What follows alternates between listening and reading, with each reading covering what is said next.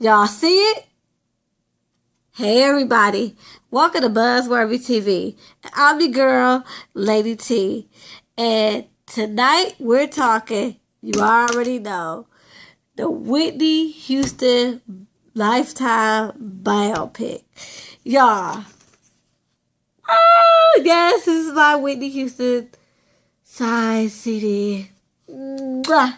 Yes. If y'all don't know, I'm a diehard Whitney Houston fan. And let me tell y'all, I was pleasantly surprised by Miss Angela Bassett. You go, girl. Thank you. Thank you, thank you, thank you. Because let me go over some things. And then when I say it is perfect, no. But what she showed me is if she had a feature budget to produce a feature film, she would have killed it. She would have killed this story. So, therefore, I'm giving her props.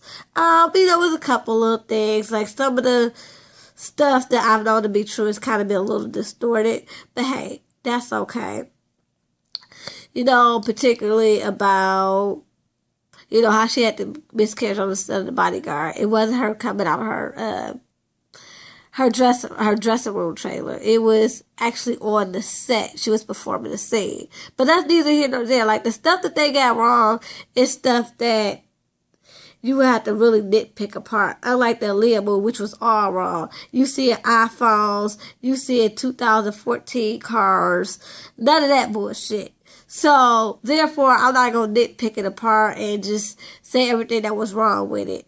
Well, yeah, here go one more thing. She did not refer to him as the king of R&B until she won her Grammy in 2000 for the My Love Is Your Love album.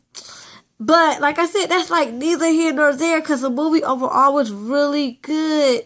Like, you start to really understand their struggle and everything that they went through. Like, you understand how he went and gave up his career because he loved that woman. And you understand her, putting up with a lot of stuff. But, we all go through that. So, it was just such an amazing movie. Y'all, big ups. Like, it starts off with, of course, their meeting at the Soul Train Awards. And it's actually true to form.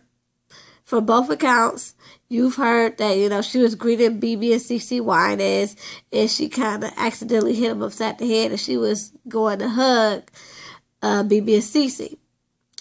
And, he gets smart with her a little bit, and she catches his performance, and it's like entranced by his, his charisma and everything. So that was true to form, and he asks her out.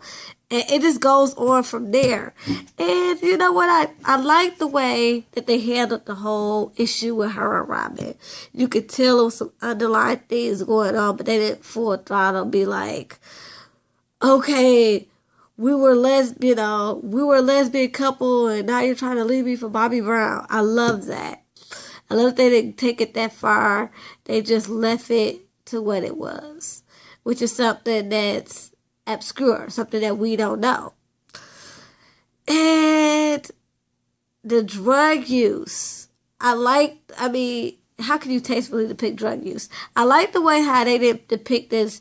She really introduced him or him introduced it to her. It was just something that just kind of happened.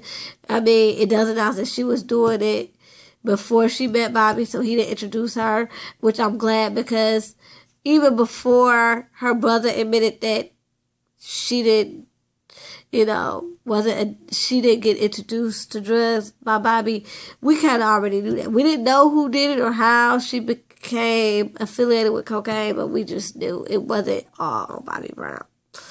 So it was cool to see, that being truthfully depicted.